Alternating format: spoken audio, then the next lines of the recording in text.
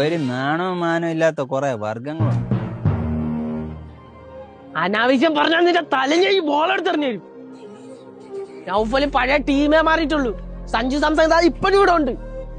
അതുകൊണ്ട് മാത്രമാണ് ഇഷ്ടമില്ലാതിട്ട് പോലും ഈ മഞ്ഞക്കുപ്പായിട്ട് ഞാൻ ഇവിടെ നിൽക്കണത്. ആരെയും പറഞ്ഞ ഇഷ്ടപ്പെടാം, വലിയ തന്നെയില്ലേ. എടാ നീയൊക്കെ ഒന്നോർത്തോ, വീട്ടിൽ കയറി വന്ന മഹാലക്ഷ്മിയാണ് നീയൊക്കെല്ലാം കൂടി ആട്ടിപ്പോയിക്കണം. ഇങ്ങനെയൊക്കെ പറയാൻ നിനക്ക് ശാലയിൽ ഉളുപ്പുണ്ടാടാ.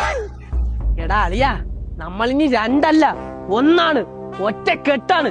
അത് നീ ആദ്യം മനസ്സിലാക്ക്. നീയൊക്കെ ഒന്ന് ആലോചിച്ച് നോക്കിയാണ് തലയും സഞ്ജുവും കൂടി ഗ്രൗണ്ടിൽ ഇറങ്ങി അഴിഞ്ഞാടാണത്. അതെ കൊമ്മാലെ സ്റ്റേഡിയം കിട്ടുന്നു. അവസാനം വാലി കിടന്ന പാമ്പിന്റെ തോളിയിട്ട അവസ്ഥ വരായിരുന്ന ഭാഗ്യം. അതെന്തടെ ഒരു സ്നേക്ക് ടോക്ക്? അതൊന്നും വേണ്ട കേട്ടാ. സഞ്ജു ഈസ് സഞ്ജു.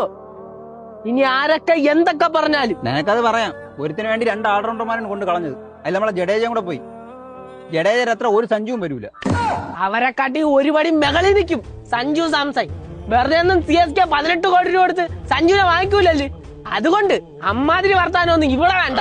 സഞ്ജുവിന്റെ അത്ര ഫാൻ ബേസ് ഉള്ള ഒരു വിക്കറ്റ് കീപ്പർ ബാറ്റ്സ്മാൻ വേറെ ആരുണ്ട്? എടാ നീയൊക്കെ ഇത് എഴുതിയിട്ടോ. Next CSK captain Sanju Samson ആയിരിക്കും. തലയിലടാ തലയെടുക്കറവൻ.